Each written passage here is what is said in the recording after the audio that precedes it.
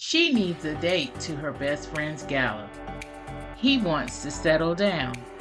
Can they get past their hang-ups to see that they should be together? This is the premise of The Accidental Swipe by me, Y.M. Nelson.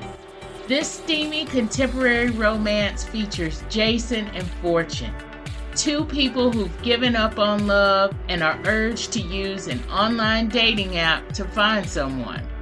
When they find each other, the attraction is undeniable, but their jaded outlooks on love based on past emotional hurt may keep them from getting together. The Accidental Swipe releases on July 25th, 2023. Go to ymnelson.com for all of the latest details.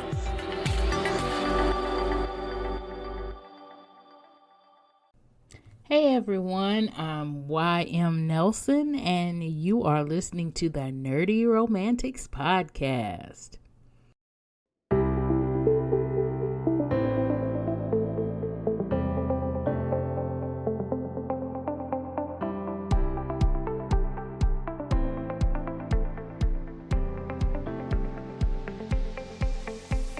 If you like what you're hearing from the Nerdy Romantics Podcast, please subscribe to get the latest episodes as soon as they drop.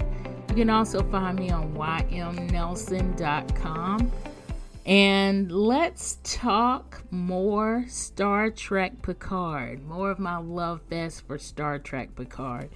This episode is part 2 of my Easter egg hunt / how I feel about Star Trek Picard.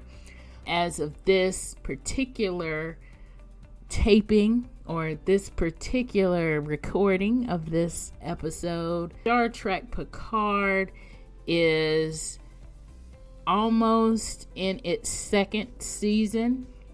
They have just announced as of last week of this from this recording of an appearance of another character from TNG for the second season. And so that's got me going back to season 1, getting all excited again. And I want to just do a little love fest here about Star Trek Picard, particularly about some Easter eggs from episode 7. In this episode, we're also going to talk about things that kind of bug me about Star Trek Picard, but I guess kind of bug me in general, maybe about Star Trek. Just a little bit of maybe predictions for or things I want to see for season 2. So that's what we're going to talk about here today. Before we actually get into this discussion, I want to let everybody know that this will have spoilers.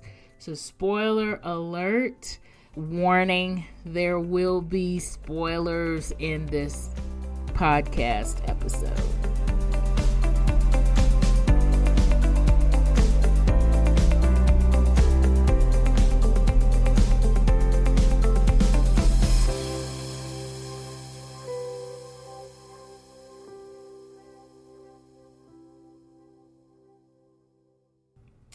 So let's get into it. So last time we talked about the timing. I kind of gave you a story of I watched Star Trek Picard when I watched it, and also talked a lot about episode 5 and why the Easter eggs in that episode were just particularly poignant / just got me really giddy as a TNG Trekkie.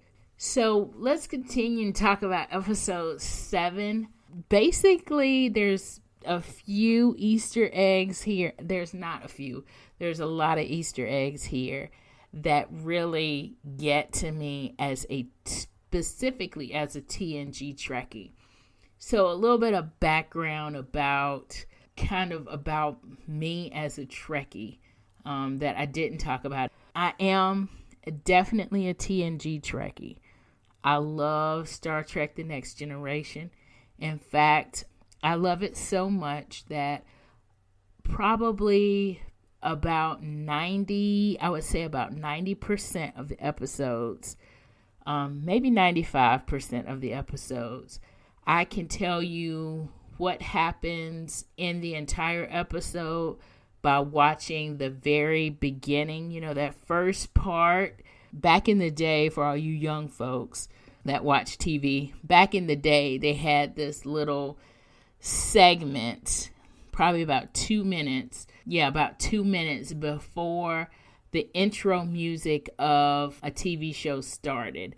And they would actually play intro music for a TV show, which is like almost unheard of right now. It's like the TV shows just kind of blend into one another right now.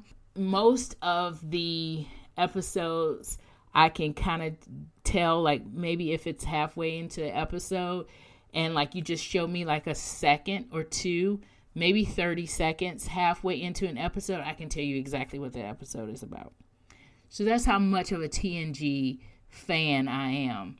And so episode 7 of Star Trek Picard really gives you, for everybody who's a fan like that, episode 7 gives you a lot of that feel-good stuff from that you just love from TNG. Especially a lot of that feel-good stuff if you were a fan of Data. If you were a fan of Lieutenant Commander Data, which out of my top 3 episodes, the top 2 are episodes that feature Data. Data is like one of my just all-time favorite characters. Definitely from TNG. He's like my favorite character from TNG. So this episode of Star Trek Picard has a lot of little Data-isms, Easter eggs that just get to me. And while this episode has a lot of Easter eggs, period, really what I'm going to talk about are just the ones that I love, because there's just so many that, you just kind of have to just soak it up and just kind of, everybody, has their own Easter eggs that they just are going to kind of get to them. The first one actually doesn't have to, that's really poignant for me and really shows how much of a Trekkie nerd that I am, is the Kestra fact. Picard has rescued the Data-like android Soji, and they are kind of in this space like, where do we go now? And so, of course, the first place he's going to go is to this place called Nepenthe. So basically, Nepenthe is where Commander Riker stays with his wife, of course, Deanna Troi, which up until this point, I forgot they had gotten married in Star Trek Generations. They had gotten married. But there is an actual background that I talk about in the first part of my Love Fest, where I'm comparing the last 2 episodes of TNG to the season of Star Trek Picard. And if you take out Generations, which I had forgotten about at the time, you'll see that last episode, or the last 2 episodes of Star Trek TNG, it shows that Deanna died, right?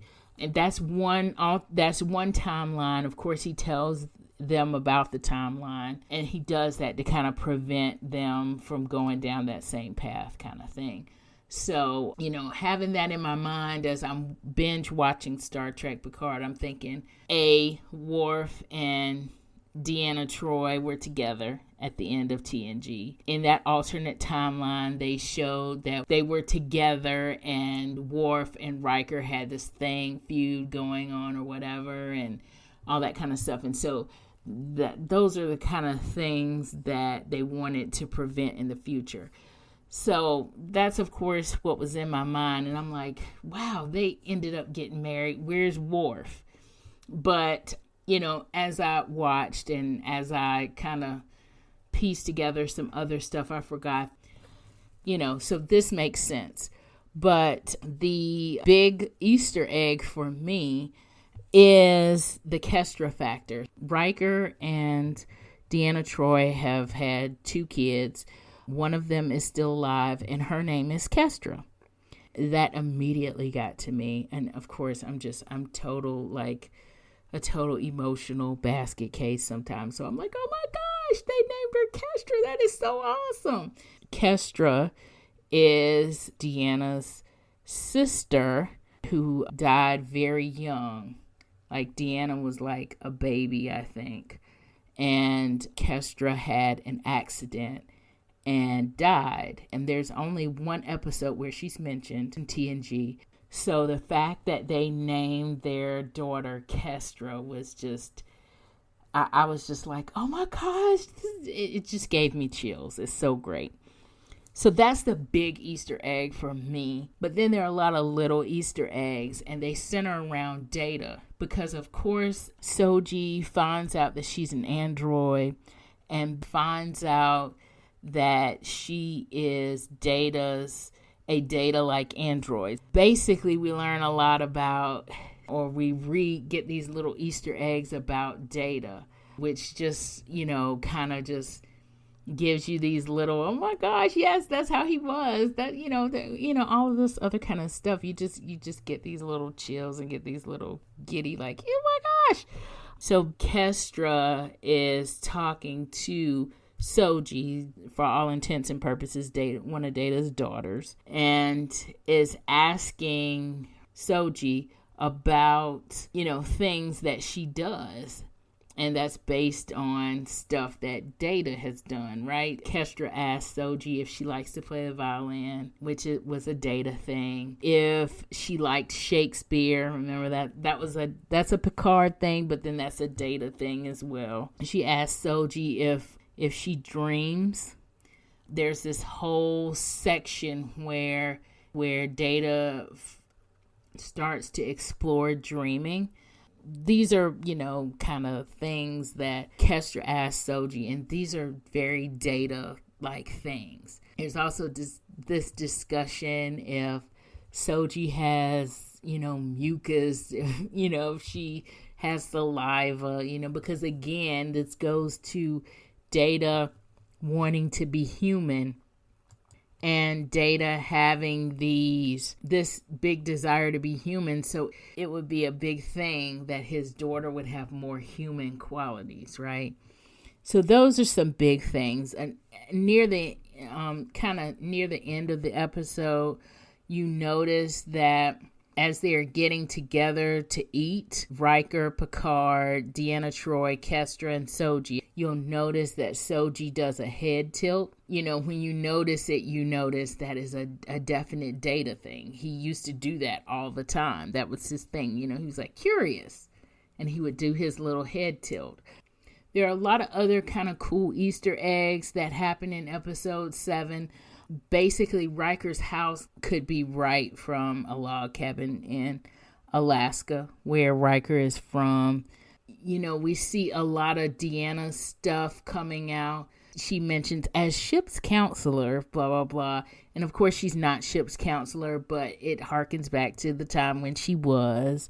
She couldn't, read anything from Soji. And again, that talks about Deanna. That also talks about, Data, because Data doesn't have, those emotions. Deanna can't read her in that Betazoid way. They talk about Beta Z and Earth as being home worlds. And Riker is going to do a Shields Up reference, and he does. He's going to do a Red Alert reference. That is in jest. That is funny. Of course, he's going to do that. And so those were the things that, he did on the Enterprise. And so those are cheesy, but they're cute. But there's also a couple of things that just kind of go across all of the Star Trek franchise. They mention Kronos, which we know is the Klingon homeworld. In the very beginning, Commander O does a Vulcan mind meld. That's a big deal. The Borg have this tractor beam that they're using to hold on to Rios and Rafi's ship. So we all know about the Borg tractor beam that nobody can seem to get out of. But then there's one Easter egg that it's actually part of Star Trek Discovery, which is really, to me, in this next kind of generation of imaginings from the Star Trek Star Trek franchise. To me, Discovery is the first, and Star Trek Picard is kind of the second imagining of the where they're going to go with the Star Trek franchise. And they mention a comet that's like a Gormagander. A Gormagander is something that we don't see and is not mentioned until Star Trek Discovery. So that's something kind of cool in this particular episode that I think ties in another Star Trek series. One other kind of fun Easter egg I thought was kind of cool, that Riker is making dinner and he is cooking a pizza in an outside like fire oven or whatever, and he burns the tomatoes on the pizza, which is kind of funny because there's this one other episode in Star Trek TNG where he's cooking. Star Trek, they have replicators, they don't have to cook. But there are a few people that cook across the series, and Riker is one that's shown cooking. And there's this one episode where he's cooking and he's making scrambled eggs. And the scrambled eggs are O1 eggs. I don't know what O1 eggs are, but they're O1 eggs. And nobody likes those eggs except Worf. They just think they're nasty. So the meal is kind of a fail. And so it's kind of funny that here he burns the tomatoes that go on this pizza, right? So it's kind of a fail. That's pretty cool. The second thing that's got me thinking is a couple of things bug me about this series. I don't know if they bug anybody else. They bug me in general, I think, because I don't think this is the only time this happens. It's in Star Trek Picard, but they kind of bug me in general. The first thing, at the end of the series or near the end, last few episodes of the series, they have this big battle, right? And so there's fire in space. Y'all, please, fire in space? How can you have fire in space when space is kind of devoid of oxygen? Just something to think about. But when I see explosions in space that look like fire, that kind of, I don't know, that just gets to me. Anyway, and that does not just happen on Star Trek Picard, let's be honest. But, of course, it got me thinking. The other thing that's kind of specifically Star Trek TNG, is one that Picard is always inhabited by something, or that is taken by something or something like that. For instance, he was made to be a Borg, right? So he was Locutus. There was this one episode in TNG where a probe had gotten a hold of him and he became somebody else for a whole lifetime. There was one episode where these energy beings went inside of him, and basically he became these energy beings, and he went back into the nebula with the energy beings. So at the end of this season, he doesn't get inhabited by something, but he inhabits something. His spirit inhabits a golem that they've made, right?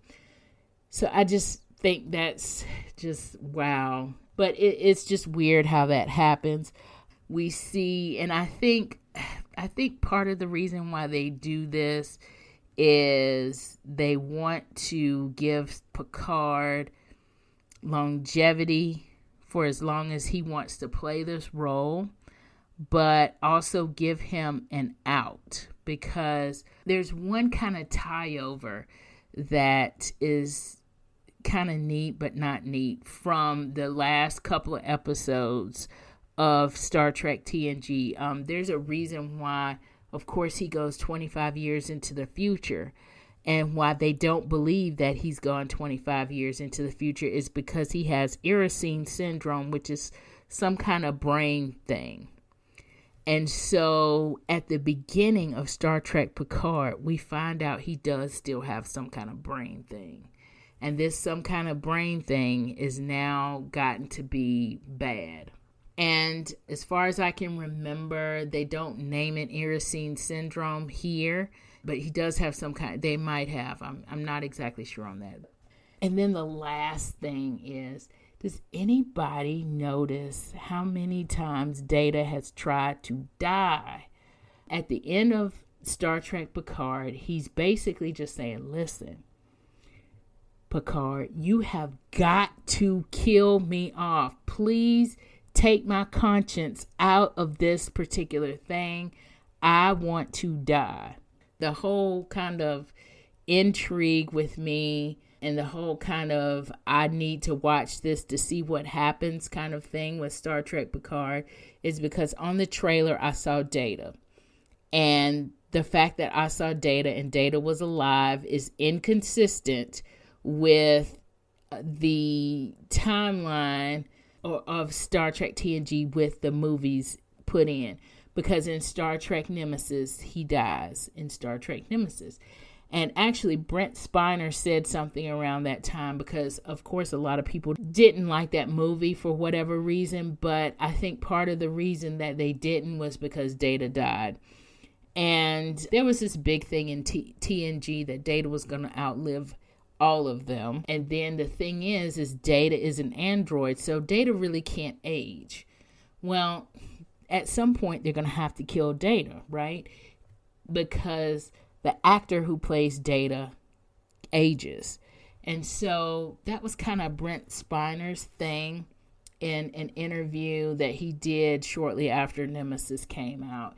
He did some kind of interview and said something to the effect of, I'm aging. Data is not aging, but I am getting older. So at some point, we're going to have to kill this character off because I can't play this character, right? And so the fact that he's playing this character again, because Brent Spiner is playing Data in Star Trek Picard. So the fact that he is playing this character again is, oh my gosh. So at the end of this season, for him to say, please kill me, please kill me, it's kind of like a cry for help kind of thing. It's just like, listen, Brent Spiner just does not want to be Data anymore, dudes, okay? He can't do this character like this, anymore. So I thought that was interesting / funny / weird. Here, so there's my whole how I feel about Star Trek Picard. Overall, I love the show. I love the hints of who they're gonna bring in for season 2, or just bring in general. I sort of love them. There's one character I'm just like, gosh, that character was so annoying on TNG. And the fact that they're hinting that they're going to bring him back is just like, and you probably know who I'm talking about. But I love the whole premise of the show. I love what they're doing. But I especially love all the little Easter eggs that they drop. It is the perfect bomb for a Trekkie, for a TNG Trekkie especially. And so there you have it. Thank you for listening to this episode of the Nerdy Romantics Podcast, part 2 of our Star Trek Picard Love Fest. To be notified of our latest podcasts when they drop, please subscribe wherever you get this podcast. You can also go to ymnelson.com to see all the podcasts and see if there are any that you may have missed. Thanks again for listening, and see you on the next episode.